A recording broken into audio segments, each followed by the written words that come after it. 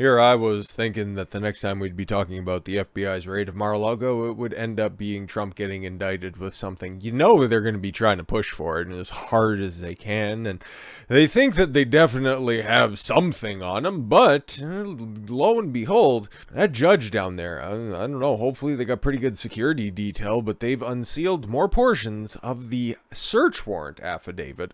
And it's, doesn't look too good for the DOJ, actually. Okay, so we're going to take a look at this. And there's a whole bunch of stuff that's actually happened today. Nothing that's really big or monumental other than the pillow guy getting his shit run through, but we'll talk about that here in a second. Federal judge unsealed more portions of the Department of Justice affidavit that was used to obtain an FBI search warrant of former President Donald Trump's Mar-a-Lago last week. Wait, no, that was a long time ago. Anyways, revealing that the former commander-in-chief turned over human intelligence control systems and Foreign Intelligence Surveillance Act materials. Oh, okay. So he turned over the materials that they were looking for. Oh, okay. What the document entailed was not disclosed by the government, according to a newly released version of the affidavit, which was uploaded Tuesday. More portions of the court document were unsealed, although much of it remained redacted. Yes, so the link will provide a link to the PDF if you want to look through it yourself, but I ain't gonna waste your guys' time.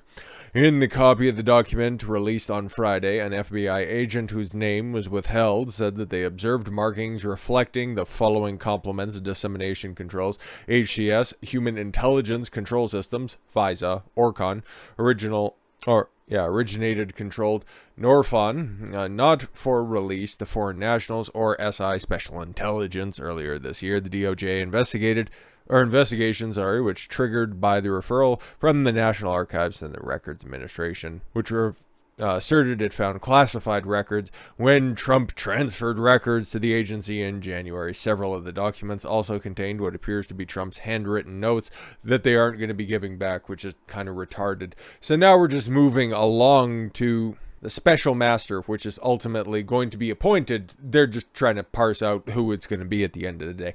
But it looks like they found some common ground. Okay, like I said, there's not a lot of earth-shattering shit that came out today, but this is important, okay, if we're going to be following this along every step of the way, because the DOJ put a whole bunch of folks that were out there, and they look exactly like the swamp creatures that you'd expect them to, and then Trump put out a few, and one of them ended up piquing their interest. All right. DOJ has agreed to one of the special master nominees proposed by former President Donald Trump's new legal team to review documents seized by the FBI agents. Four-page court filing on Monday evening. The Justice Department said that Trump nominee Raymond J. Derriere, really? They got the ass man on the case? Would be an acceptable choice for an independent arbiter of the seized documents. The DOJ also named two other preferred nominees, Barbara Jones and Thomas Griffith. Who gives a fuck about them? DOJ said that the three candidates met their important qualifications for this position, given their previous judicial experience and engagement in relevant areas of law. Judges Jones, Griffith, and Deary? Maybe it's Deary, but I think Derriere's funnier. Each have substantial judicial experience, during which they have presided over federal, criminal, and civil cases. Yeah, that's nice, but what about the rating of a former president over just a bunch of, overdue library books? Derry began as a federal judicial service in 1986, 4 years before I was born, so he's old, so I guess he's qualified for the job. When he was nominated by by President Reagan. Yes, I like the cut of your jib, son. Yes. And your last name makes me chuckle. You'll be a great judge out there. And confirmed by the Senate, and he was blase.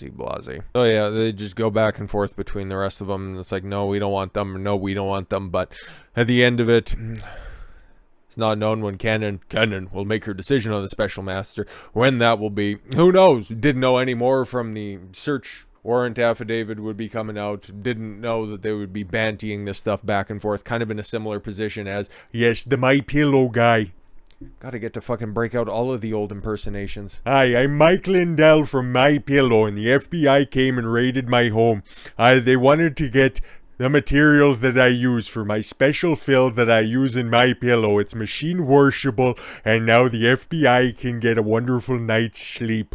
No, they didn't raid his house. They just, apparently, while he was at a Hardee's, they came and seized his phone, which he uses to control his hearing aid. And I don't know, the other voices that are in his fucking head. Because this guy, okay, he just kind of vocalized what a lot of us were really thinking about the 2020 election. He ended up ultimately paying the price by having a bunch of his products removed from a bunch of the chains that are out there. But, fucking jokes on them at this point. Bed Bath & Beyond wanted to go ahead and fucking pull all your products. Now you're facing huge store closures and your CFO just decided to do the old splatter puss off the top of a building.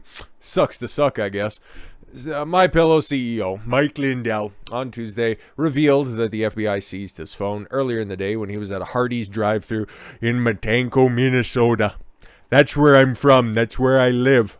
It's where I used to do meth out on the street before I found my Lord and Savior, Jesus Christ. Lindell announced on his live stream show, The Lindell Report. I've seen a little snippet of that, and it kind of looks like it was an Instagram live feed because it had a whole bunch of those hearts in the corner and a scrolling chat at the bottom. Whatever. While he was pulling his car up to the window, another car pulled up perpendicularly in front of Lindell's car and cut him off. Oh my god, could you imagine being in that drive-through line, then all of a sudden you see the fucking feds swarm in, and it's like, oh my god, now my burger's gonna be cold. That's what they serve at Hardee's, right? Or am I getting that confused with Harvey's? I don't fucking know. I'd been around the block, and I said to my buddy, I said, that's either a bad guy or it's the FBI. Same fucking difference, am I right? I said that straight up. I said it's either the FBI or it's a bad guy. You see, I repeat, because I used to be a hardcore drug abuser. Now, not to say that some FBIs can't be bad guys. Am I right? Second car pulled up alongside Lindell's car, he explained, before a third pulled him in behind his car in the drive-thru, pinning him in. All to just take his fucking phone. Jesus. Once they identified themselves as the FBI, Lindell requested to see their badges and asked why they were there. Yeah, no doubt. Even though this was in broad fucking daylight, it's still fairly aggressive tactics.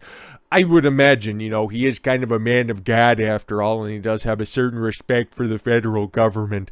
If you would have just waited for him to, leave the fucking drive-thru, I don't think you would have needed to be so dramatic about doing this shit. But anyways, Lindell said the agents asked him about his voting machines in Colorado and the embattled Colorado Mesa County Clerk Tina Peters. What the fuck? Is he still on about voting machines? Because that's a total non-starter. Yes, the ghost of Hugo Chavez and the people at Dominion.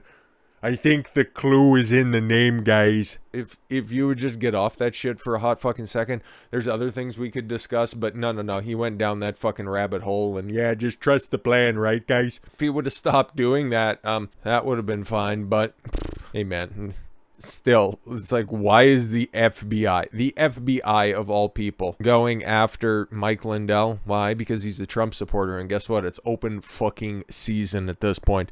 Like, other than just being a humble pillow merchant, what the fuck is Mike Lindell gonna do, okay? Because like it says here, the MyPillow CEO said that he told agents he doesn't have a computer and relies on his phone to run his 5 companies.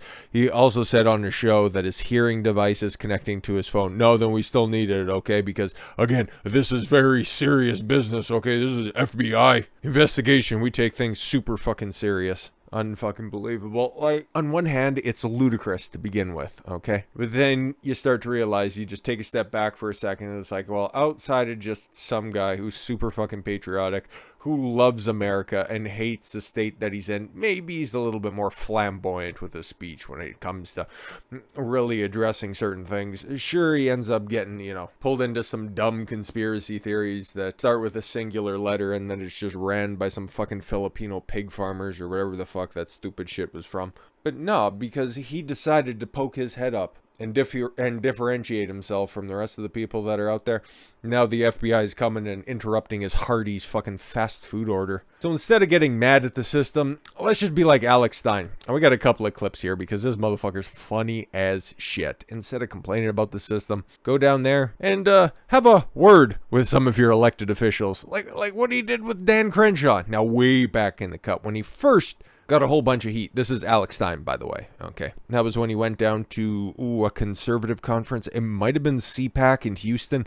Something like that. Dan Crenshaw was down there and he did one of his, just street interviews, which we're going to watch in its totality because it's funny as shit and it's only 57 seconds. So again, okay, TikTok generation got you covered on that one. But he coined the term Eyepatch McCain and It's fucking funny as shit. So he's down in Washington, D.C. once again. Couldn't quite get a hold of AOC's big juicy booty, but who knows how long he's going to be down there for. But he did manage to get an audience, a street audience with Dan Crenshaw, and he wasn't all that happy about seeing Alex Stein there, but I sure as fuck was. So let's watch this. Dan, I'm with the one, the only.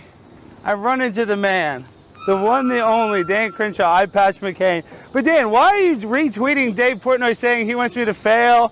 F me. Why'd you retweet all that? I'm going to put it in the video, but why'd you retweet all that?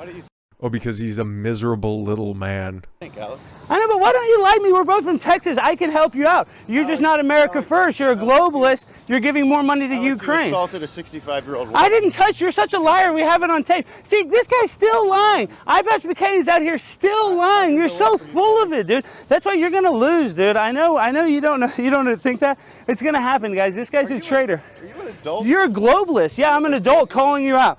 You lost your eye for weapons of mass destruction that didn't exist, and you don't even call it out. Weapons. Oh, ow, ow. Let's just run that back there for a second, because that's, oof, that's almost as tough of a pill to swallow as, well, Dan Crenshaw's original namesake collaborating with the North Vietnamese and him having to reconcile with that. We'll just run that back one more time. Your eye for weapons of mass destruction that didn't exist, and you don't even call it out. Weapons of mass destruction that didn't exist, bud. You know that. Let me hear you say something about that. And yeah, and decide with Dave Portnoy if he needed fucking double L's to hold one. Well, we know even if you're carrying something at one time, okay, you'd have an additional place to hold the other one there for a minute because, you know, it's not like it's doing anything up there. Anyway, this one's far funnier. No. He doesn't just accost female members of the Democratic Party. No. He doesn't just pick on the easy targets. He also picks on the short targets because I always thought Eric Swalwell might have been a little bit taller. I don't know how tall Alex Stein is, but boy, does he dwarf this little fucking Chinese spy banging midget.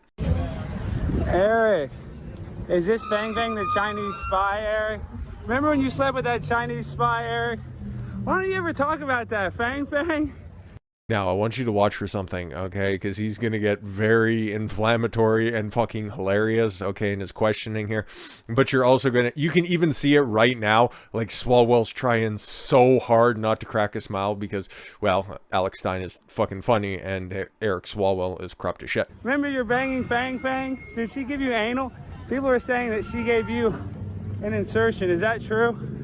Okay, he was trying not to laugh there at fucking a CCP spy in the ass, but then when he flipped it around, it's like, oh, you got pegged, and he's like, oh no, wait a minute, this is not funny at all whatsoever. How do you know about that? This is the guy's banging Chinese spies. Nobody investigates you, Eric. Why is that? Nobody investigates this guy banging Chinese spies like it's no big deal. Oh, my man. Hey, you take the good, you take the bad. And you end up with today's political news. So with all that said, thank you all very much for the gift of your time. I've been Don Swalwell. I want you to follow your gut and get after it. Take care, everyone.